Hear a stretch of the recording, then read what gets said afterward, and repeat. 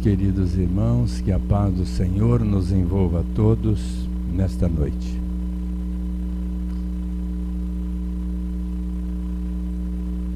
O meu pai desencarnou muito cedo, com 42 anos.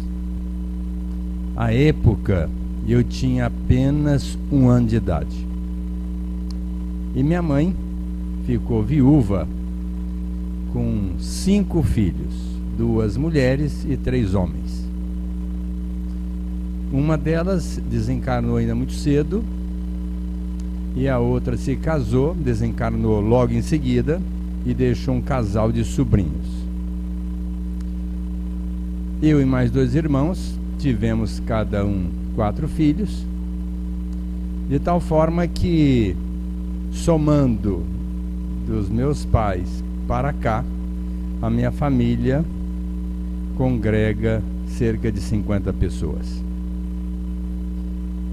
E o meu sobrinho, que mora hoje em Itapajipe, ele teve uma feliz ideia de propor uma reunião anual da família, para que nós pudéssemos nos congraçar, nos revermos. E a ideia foi extremamente feliz, porque determinamos que sempre no segundo final de semana de julho estaríamos reunidos em algum lugar.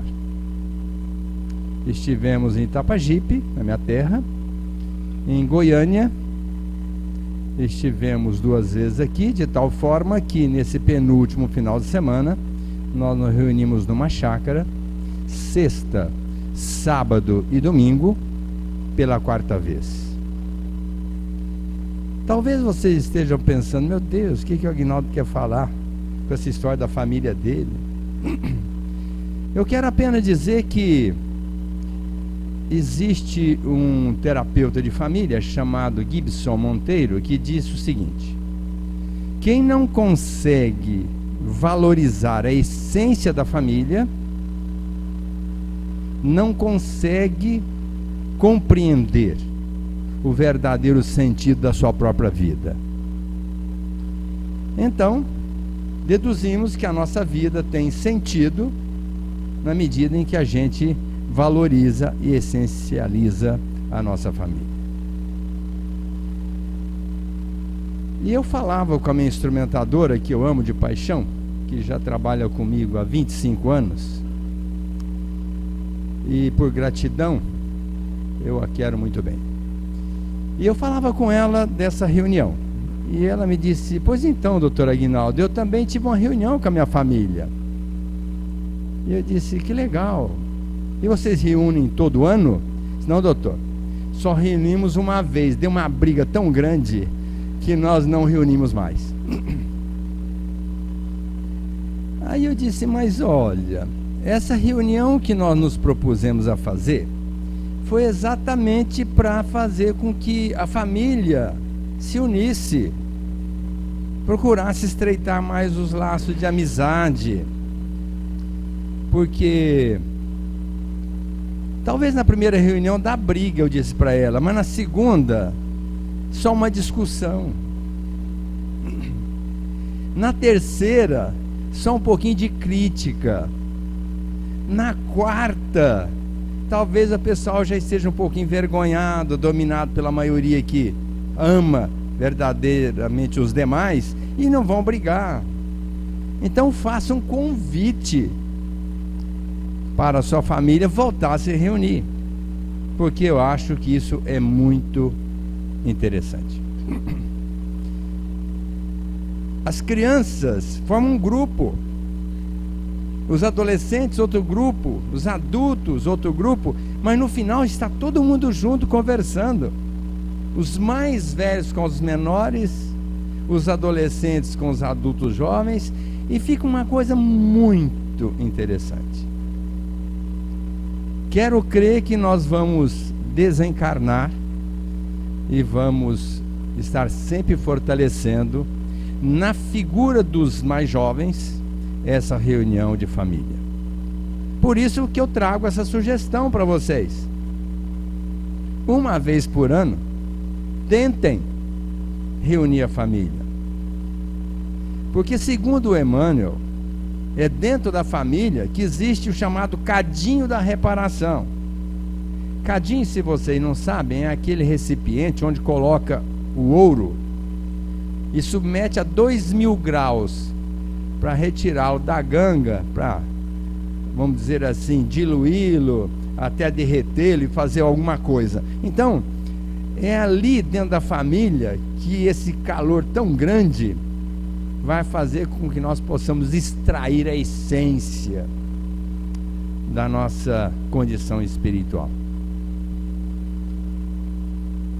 Então, nessa conversa informal entre todos, que são 3 dias, e a gente conversa sobre tudo, como é que você vai, o que você está fazendo, o que você está pretendendo, e é uma coisa muito gostosa, é muito legal.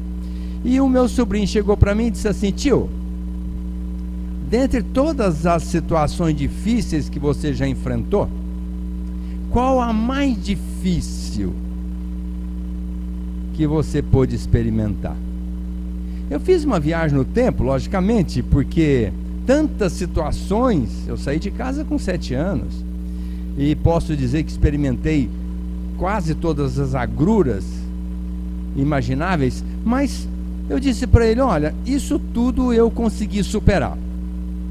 Confesso que foram situações difíceis, inusitadas, mas eu, a meu modo, consegui superar todas, tanto é que eu estou aqui ainda, vivo encarnadinho aqui na Terra. Mas uma situação eu acho extremamente difícil, com a qual eu me vejo abraço dado até o dia de hoje. Disse: tio, qual é essa situação? Eu disse: pois então, a minha transformação moral. Porque se existe uma coisa dificílima, é a nossa transformação moral. Mas tio, como é essa coisa de não conseguir essa transformação? Eu disse para ele: olha, praticamente desde que eu me entendo por gente, na infância, na adolescência, fase adulta, já caminhando para a senilidade, eu continuo pensando e agindo praticamente da mesma forma. Lembro do Paulo: eu trago o espinho na carne. Infeliz homem que sou, o que eu quero fazer, eu não faço. O que eu não quero, eu faço. No final, Paulo já estava dizendo: não sou eu mais quem vive, é o Cristo que vive em mim.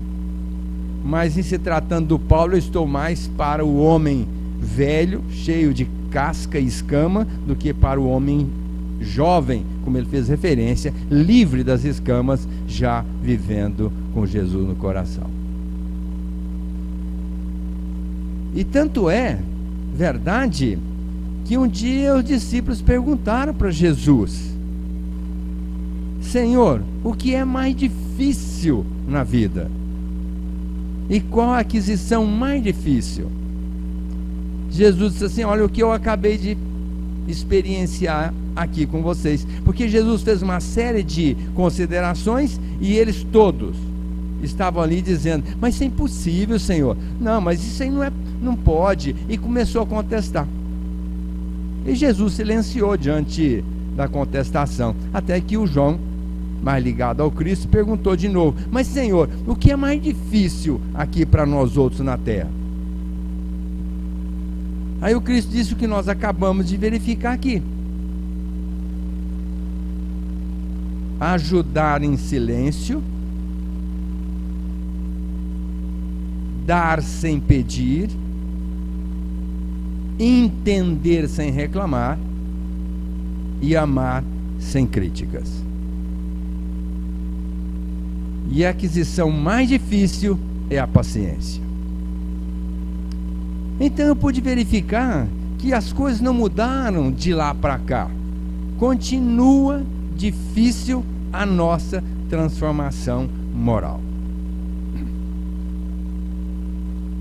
Porque ajudar em silêncio não é aquela colocação de Jesus que não saiba a mão esquerda o que faz a direita. Não, mesmo porque o Paulo diz que a gente tem que mostrar nossas obras para serem vangloriadas pelos homens e vivenciadas por eles, para dignificar o Pai. O Cristo falou da ostentação, da soberba, da gente querer mostrar o que faz só para ser aplaudido. Isso realmente não tem muito sentido. A gente deve fazer o bem como um simples dever. A gente já botou a camisa todo dia, não botou? Vocês já contaram quantos botões tem na camisa? Não. A gente penteia o cabelo todo dia, não penteia? Vocês já analisaram quantos dentinhos tem no pente? Na minha casa, por exemplo, tem uma escada, e eu não sei agora, pensando quantos degraus tem naquela escada, e eu subo e desço várias vezes por dia. Então, o bem tem que ser dessa forma. A gente fazer o bem pelo bem. Uma coisa natural, assim, espontânea. Uma coisa que a gente não fica contando, eu fiz hoje, fiz amanhã. Não, para com isso. Vamos fazer o bem pelo fato de ver a pessoa bem assistida de alguma forma. E quando Jesus falou que o difícil é fazer o bem em silêncio, porque a gente sempre arruma desculpa para não fazer o bem. Quando vem uma pessoa em dificuldade, ou um grupo em dificuldade, a gente já coloca assim: ah, mas isso aí é responsabilidade do poder público. Poder público que tem que tomar conta é a comunidade, é o Estado, é a nação. Isso aí, eu não sou obrigado a assumir isso. Quando a gente já não pode fazer muito, como que adianta? Eu vou dar um pouquinho, não vou resolver o problema da pessoa. Então não adianta estar querendo ajudar. Um dia falaram para o Chico exatamente sobre isso: Chico, que adianta você dar um pãozinho, ficar na fila dando um pãozinho, só um pãozinho para cada pessoa? Isso não adianta, Chico. Ele virou e falou assim: meu filho, realmente o banho não resolve o problema da higiene do mundo, mas um banho todo dia faz bem, não faz? Então não vamos resolver o problema da fome da criatura, mas dê um pãozinho pelo menos, já faz bem, já mitiga a fome daquele momento. O outro disse assim: é um vagabundo. Você quer que eu ajude um vagabundo? Não faz nada, tu veio aqui uma vez duas, olha, não quer nada com nada. E um dia eu quis ajudar uma pessoa, e essa pessoa, não querendo nada com nada, ela não correspondeu à minha expectativa. Eu cheguei para um amigo que eu tinha pedido emprego para ele, para essa pessoa, aliás, ele me concedeu por favor, porque ele não precisava, mas por misericórdia até da criatura que estava necessitada, e esse assistido não foi. Várias vezes eu pleiteei e tentei fazer com que ele fosse trabalhar, ele não foi. Aí no final, me restou apenas agradecer e me justificar, e foi quando eu disse para ele: olha, Moacir, a gente tem que ajudar quem quer, porque quem não quer, não adianta. Ele falou: não, você está errado. Eu falei: não, você não entendeu o que eu falei. Repeti: a gente tem que ajudar quem quer, porque quem não quer, não adianta. Eu falei: não, Aguinaldo, você está errado. Eu falei: mas como, Moacir? Eu falei: Aguinaldo, a gente tem que ajudar quem não quer, porque quem quer não precisa de ajuda. Foi uma grande lição que eu aprendi na vida. Um dia minha filha me questionou: pai, você está ajudando um bandido, pai? Esse morto na cadeia, é bandido. Eu falei: minha filha, estou ajudando porque o bem que eu faço é meu, agora o que ele faz, o problema é dele. E é o que a gente tem que fazer. E o Emmanuel fala: a caridade conversada chega atrasada, porque a gente está sempre arrumando justificativa para ajudar. E às vezes justifica de outro modo. Então a gente tem que ajudar em silêncio mesmo. Cale a boca e faça. Faça o bem que puder. Não fique questionando, porque a gente, quando questiona, arruma sempre uma justificativa para não ajudar. N razões para não ajudar. Quem quer arruma um jeito, quem não quer arruma desculpa. E a gente ajudar o outro é fundamental. Eu estou falando de transformação moral. Na lei divina está lá: amar a Deus sobre todas as coisas e o próximo como a ti mesmo. É o único mandamento da lei. Reuniu todos os profetas e a lei nesse mandamento: amar a Deus e o próximo como a nós. Esse é o verdadeiro sentido da nossa transformação moral. É fazer para o outro o bem, sempre que puder. Não deixar passar em branco a oportunidade. E a gente vem para a terra e passa uma vida praticamente pleiteando favores, pedindo a Deus tudo e mais alguma coisa. Quando a gente é levado à oportunidade de fazer um pequeno bem, ou um bem até médio, ou até um grande, nós capitulamos e nos justificamos. E como disse o Dr. Bezerra de Menezes, jogamos o anjo da caridade para a porta do outro. Então, eu disse para o meu sobrinho: como é difícil a gente ajudar os outros em silêncio. Dar sem pedir. Dar sem pedir. Quase sempre nós estamos pedindo e não dando, não é? É o contrário. A gente pede, principalmente para espiritualidade, para Jesus, para Deus, não é? Será que nós perguntamos para eles: o que é que o senhor quer que eu faça para o Senhor? Se Deus estivesse aqui e pudesse não responder, ele diria: faça alguma coisa para os meus filhos. Não era outra resposta, era essa: faça alguma coisa pelos meus filhos. Dar sem pedir. E a gente, quando dá, ainda faz alguns pedidos. Outro dia uma senhora me deu alguns sapatos e disse: Aguinaldo, estou lhe dando esses sapatos e até algumas roupas, mas veja lá no centro quem é assim um pouquinho diferente, que vai cuidar. Afinal de contas, eu cuidei muito bem dos meus sapatos, das minhas roupas. Agora eu gostaria que você desse para alguém que cuidasse do jeitinho que eu cuido. Hoje, um amigo me perguntou: onde é que vocês compram os cobertores para dar lá no centro?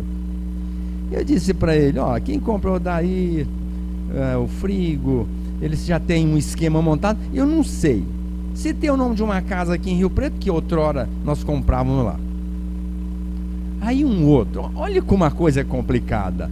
O outro falou assim: você vai dar cobertor para quem? Eu quero dar aqui para alguns moradores de rua.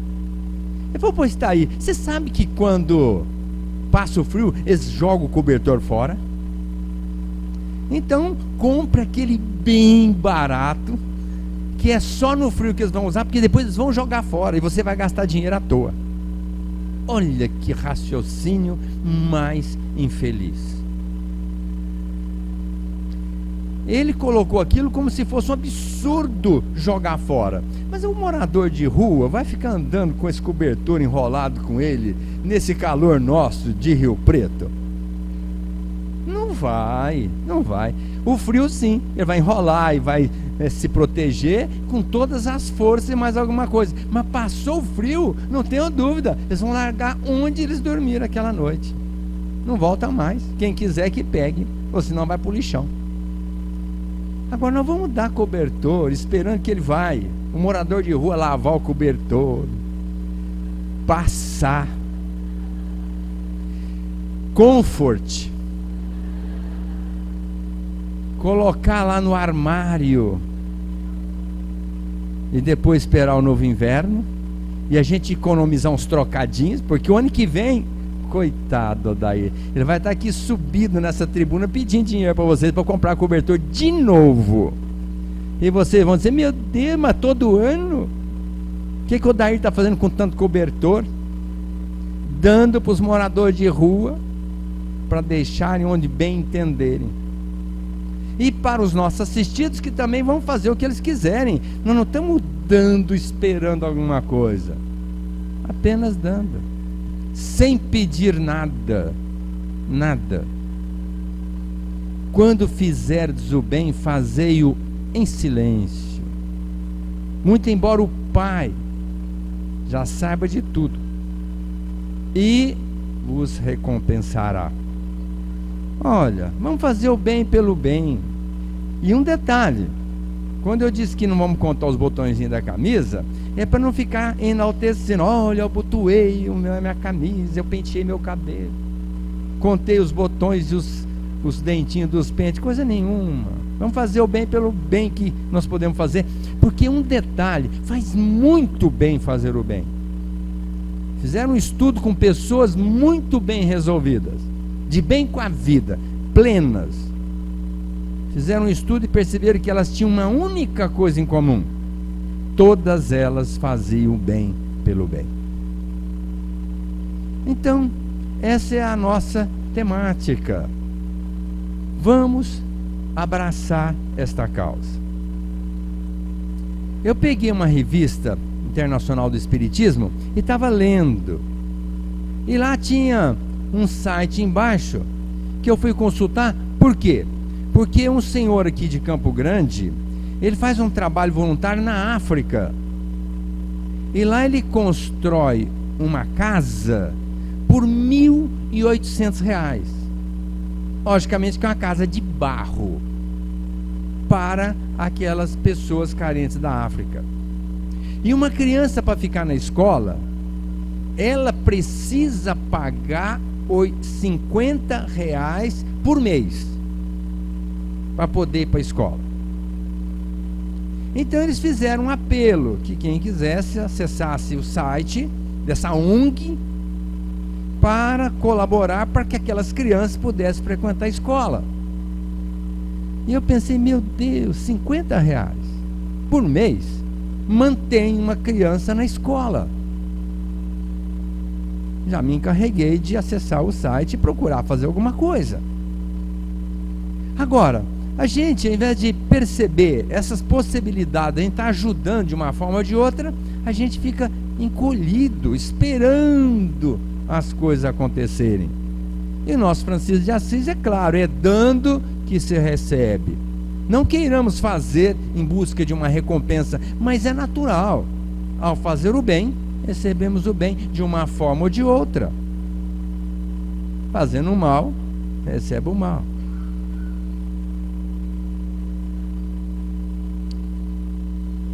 E aí o Cristo coloca para o João outro elemento: entender sem reclamar. E o que a gente mais faz? Reclama, dia e noite. Meu Deus, como a gente reclama. Reclama disso, daquilo.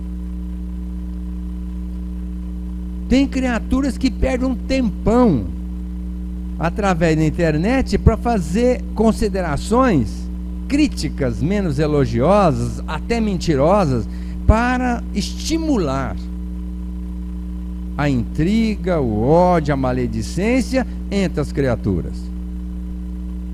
No meio dessas complicações aí da nossa política, no meio de tanta corrupção, de atitudes infelizes, tantos internautas, até espíritas convictos, fizeram charge, colocações infelizes, expondo essas criaturas ao ridículo.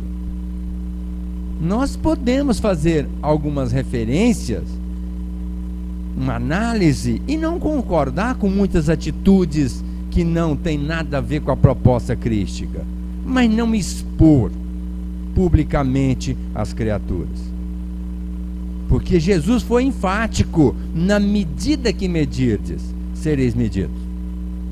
Então nós precisamos ter muito cuidado com o entender sem reclamar.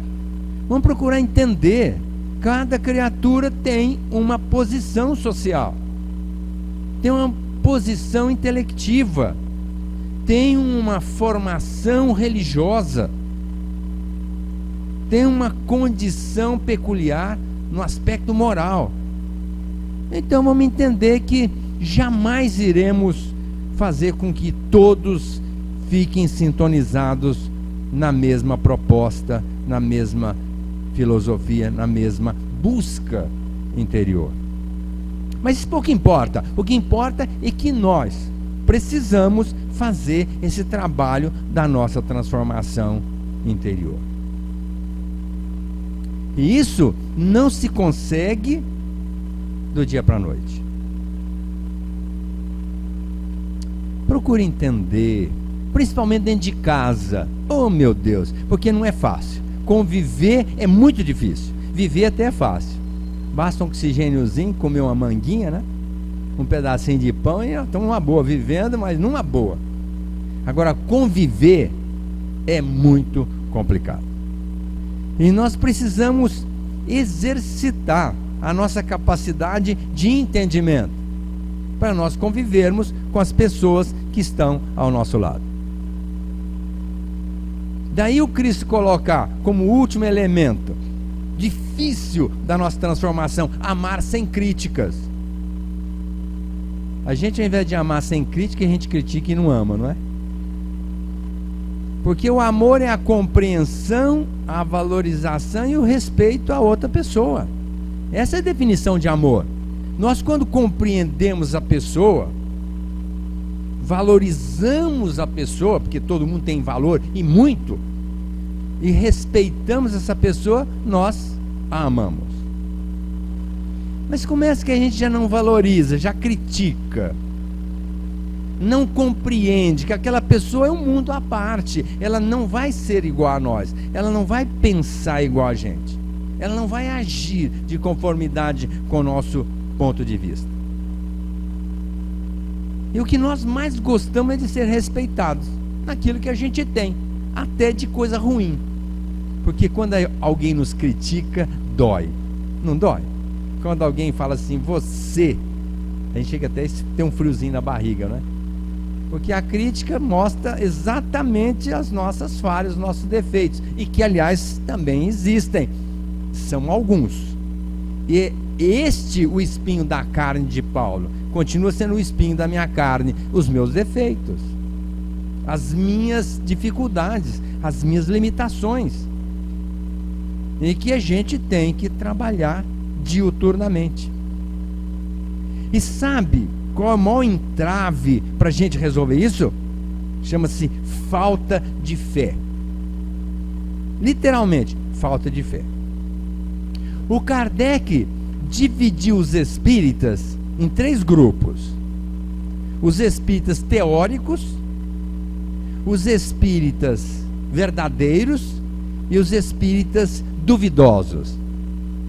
Ele até foi complacente, não quis chamar de mentiroso, né?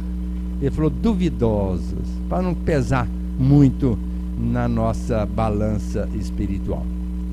Os espíritas teóricos são aqueles que vivem analisando os princípios da doutrina e dizem, que legal, realmente tem sentido, olha, que bacana.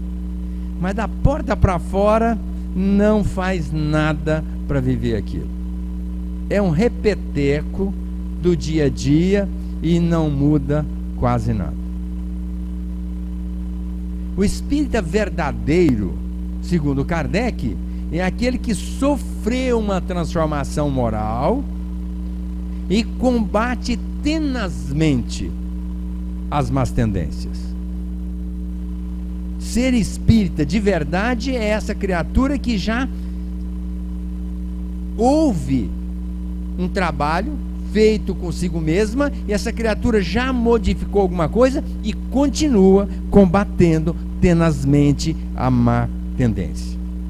Porque a gente tem tendência má todos os dias. A começar pelo pensamento. Como a gente pensa coisa errada?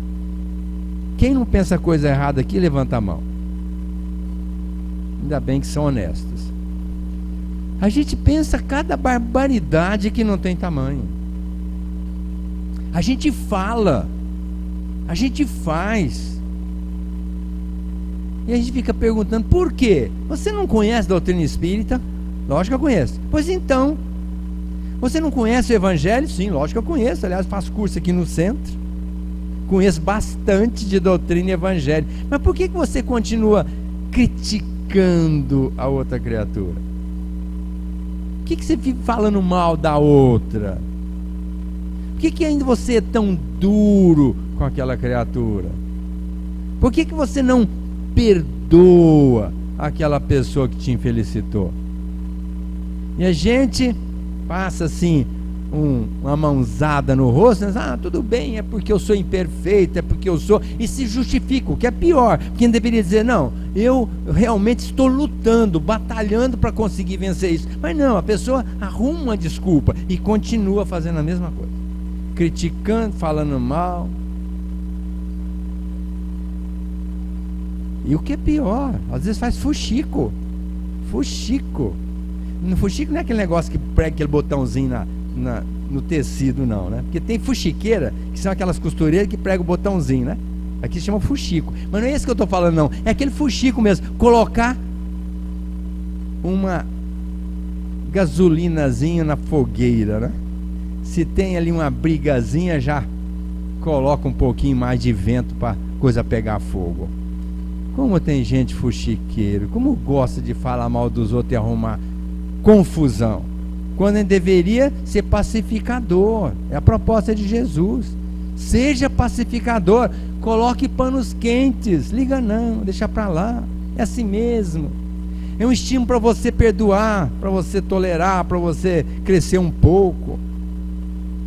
Mas tem aquele que gosta de colocar a lenha na fogueira. Se já tem uma brasinha, coloca logo um punhado de graveto em cima, que é para fogo pegar mesmo, para valer. Fuxico. Então, o verdadeiro espírita é esse que está combatendo, e tem que combater, e tem que fazer muito esforço, porque ninguém muda do dia para a noite sem muito esforço. Aliás, ninguém muda numa encarnação inteira sem muito esforço, porque do dia para a noite eu acho que não dá para mudar. É um trabalho de todo dia, é levantar de manhã e pensar assim, o que é que eu posso fazer para melhorar a minha vida? Eu entendo que é o bem. A única maneira da gente fazer essa transformação é fazer o bem, o mal para ninguém, e fazer um trabalho constante. Hoje eu vou fazer o bem para alguém, hoje eu vou fazer o bem para alguém, hoje eu vou fazer o bem para alguém, e continuar fazendo o bem, e nisto a pessoa vai se fortalecendo e vai se transformando, vai respirando um hálito melhor, vai conseguindo amealhar boas companhias espirituais, diga-se de passagem, para não dizer também companhias encarnadas, porque o verdadeiro espírita é esse que já entendeu e procura um grupo para fazer um trabalho no bem, porque sozinho já sabe que é muito difícil. É difícil a gente fazer as coisas sozinho, é muito difícil. Então é importante se agrupar, então procurar um grupo e começar a fazer um trabalho grupal, e procurar conviver de uma maneira fraterna ali, e fortalecer esse laço de amizade. Que nós estamos na Terra com duas finalidades, uma é crescer espiritualmente, outra é fazer amigos, e é uma maneira da gente fortalecer o laço de amizade, é um grupo trabalhando no bem, onde um faz uma coisa, outro faz outra, e o grupo faz muita coisa. E ali nós combatemos as nossas más tendências, porque ali nós vamos aparar as arestas, aquela dificuldade de conviver com fulano, com ciclano, com beltrano, na sua limitação, na sua atitude infeliz, a gente passa por cima, porque está num grupo, onde o grupo é cobrador. Diferente da família, onde a família não cobra, a família praticamente induz a pessoa a arrumar encrenca dentro da família. É verdade.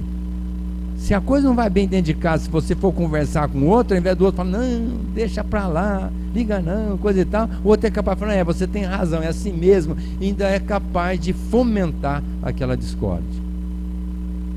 Então o grupo de trabalho no bem, fortalecido na doutrina e no evangelho, é realmente um grande recurso para a nossa transformação.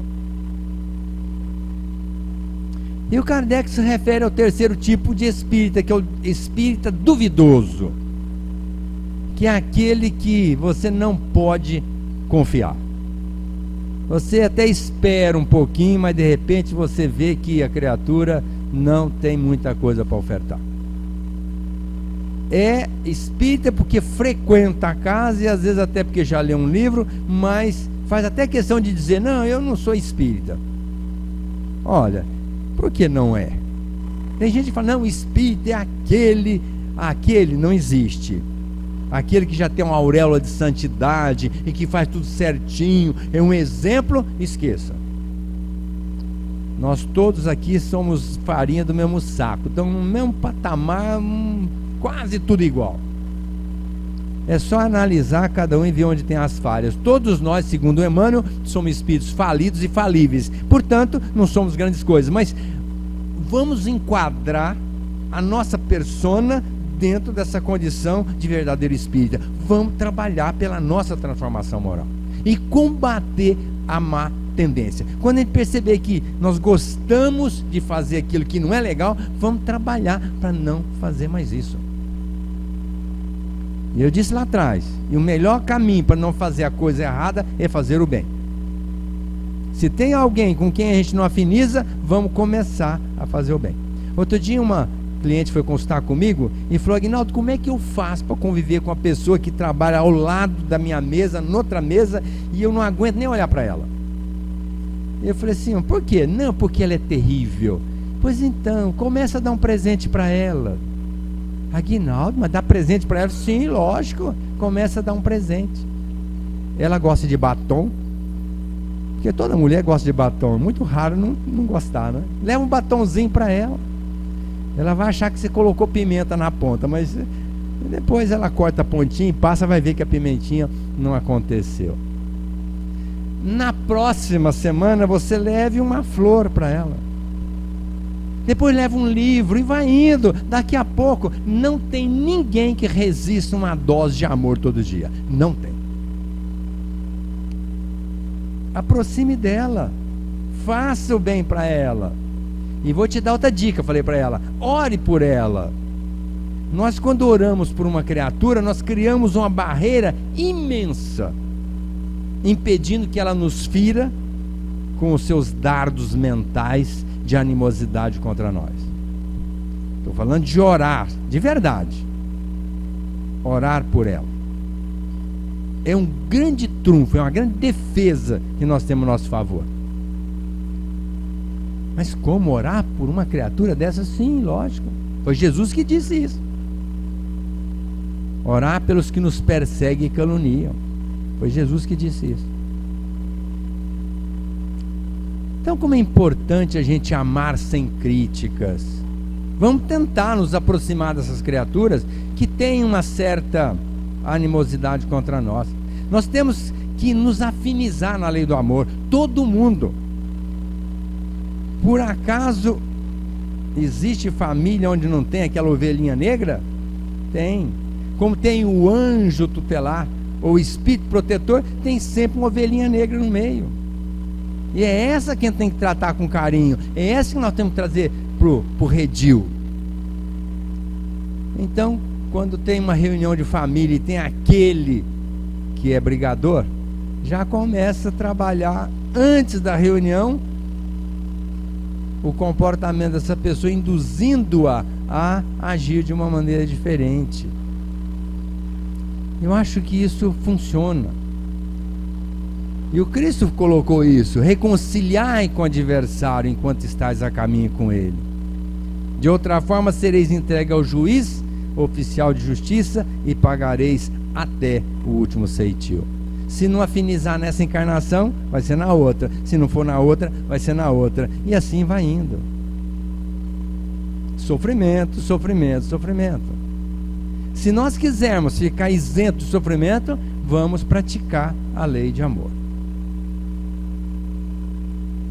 E a aquisição mais difícil é a paciência.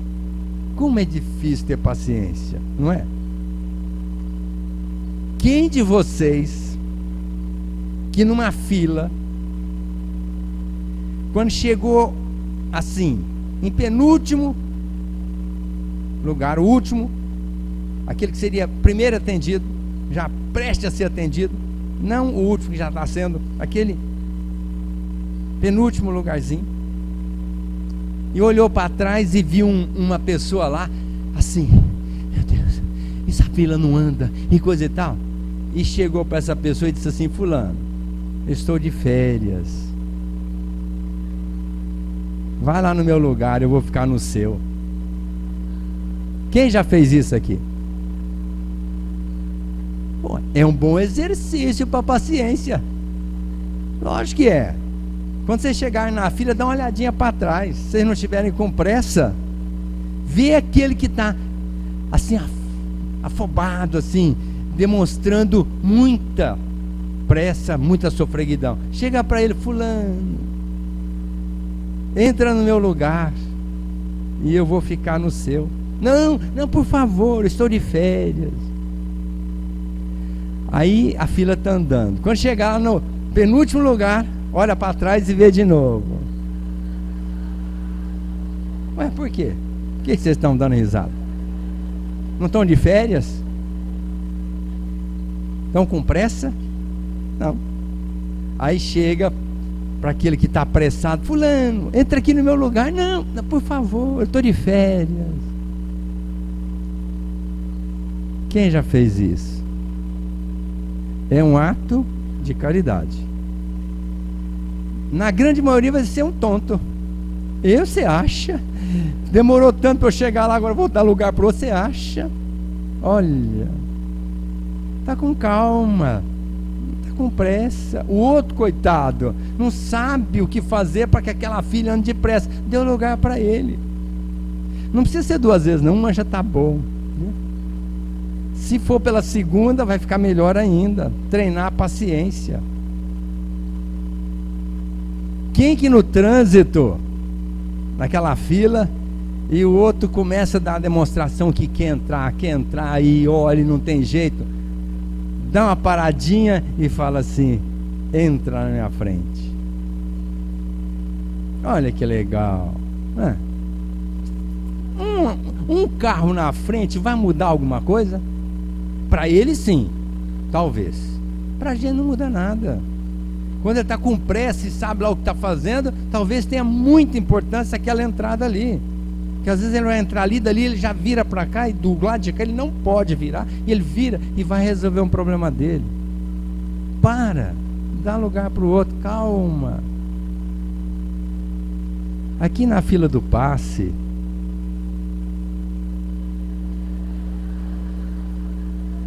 meu Deus, o que está acontecendo?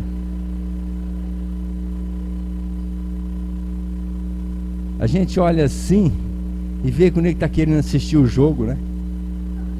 Agora tem jogo segunda, tem terça, tem quarta, tem todo dia, né? E a criatura não vê a hora de tomar o passe e assistir o velho Chico, né? Olha para ele: você está com pressa, fulano? Sim, entra aqui na minha frente, eu vou ficar no seu lugar. Paciência.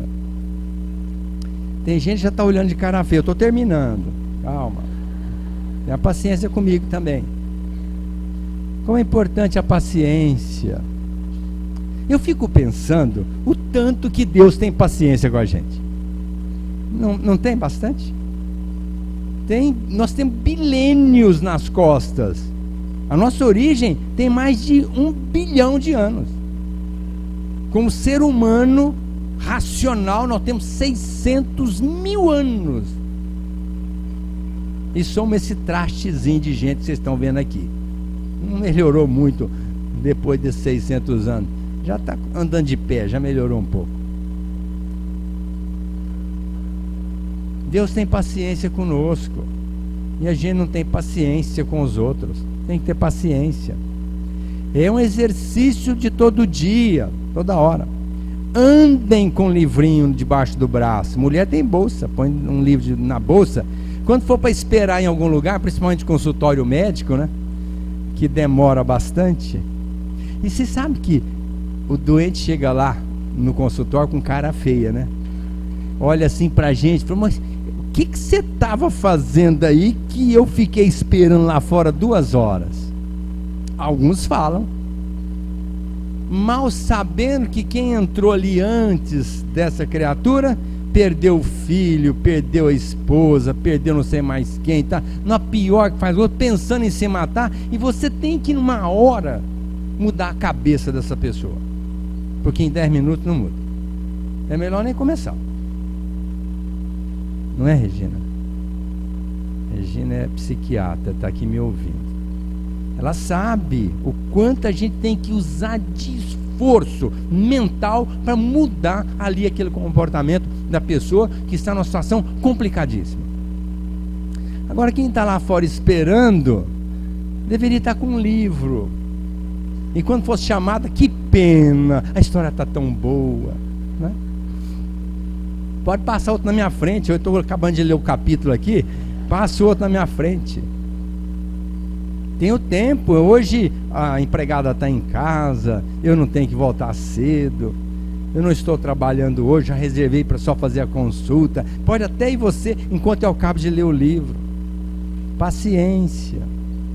Mas a pessoa, em vez de ter a paciência, ela parte logo para a crítica. O que esse médico está fazendo lá dentro que não desempata logo a encrenca e me chama? Porque a gente nunca sabe a dor dos outros. A nossa é sempre a maior. Mas quando a gente vai ver a dos outros, a gente vai ver que a nossa é muito pequena. Extremamente pequena. E sabe o que faz a gente não ter essa paciência? É o orgulho. Porque eu marquei a consulta e eu quero ser atendido na hora. Ah, você quer? Esquece, em consultório médico é muito difícil. Eu só faço uma coisa na hora, que é levantar às 5h30 todo dia, às vezes 5 horas da manhã, mas daí para frente eu faço tudo atrasado, não tem mais jeito. Consigo chegar aqui 5 minutos antes, né, João Paulo? Senão como é que faz? Aí teria que alguém me substituir na palestra, mas daí para frente atrasa tudo. E tem que ter paciência, porque senão fica complicado. Esse é o grande papel da doutrina espírita, mostrar para nós, com verdade, porque a doutrina espírita não mudou nada de moral, não trouxe nenhuma moral nova, doutrina espírita, não. Moral é os 10 mandamentos, a proposta crística de Jesus, no amar ao próximo como a nós mesmos, amar a Deus e fazer o outro que nós gostaríamos que nos fizesse. Essa é a moral do Evangelho de Jesus. A doutrina apenas veio explicitar, veio explicar, para a gente não alegar ignorância. Por exemplo, eu fico pensando que esses espíritas que o Kardec chamou de imperfeitos, que são teóricos e até mesmo os duvidosos, será que eles sabem que nós vamos desencarnar? E que lá vai haver uma cobrança? Lógico, deveriam saber e se justificar, porque vai haver uma cobrança. Do lado de lá é automático, é a nossa própria consciência, não é também alguém que vai dizer, não, você agora tem que prestar conta, coisa nenhuma, é a nossa própria consciência, porque do lado de lá nós vamos ter uma lucidez 10.000 vezes maior do que essa que nós temos aqui, que está embotada pelo nosso arcabouço físico. Lá nós estamos livres, temos percepção assim muito grande da realidade da vida, e é aí que vai haver a cobrança de nós mesmos para conosco. Isso está dito no Livro dos Espíritos. Por isso que é importante a gente estudar a doutrina para entender e viver muito bem. Ou melhor dizendo, combatendo tenazmente as más tendências. E Jesus continua sendo o modelo e guia da humanidade, que não perdeu o referencial, não. Estarei convosco até a consumação dos séculos, tendo paciência com a gente. Na hora da crucificação, um anjo do Senhor veio para lhe dar um voto de solidariedade, porque Jesus não sabe nada de ninguém, entre aspas, mas aquele espírito de alta envergadura veio para lhe dar um voto de solidariedade.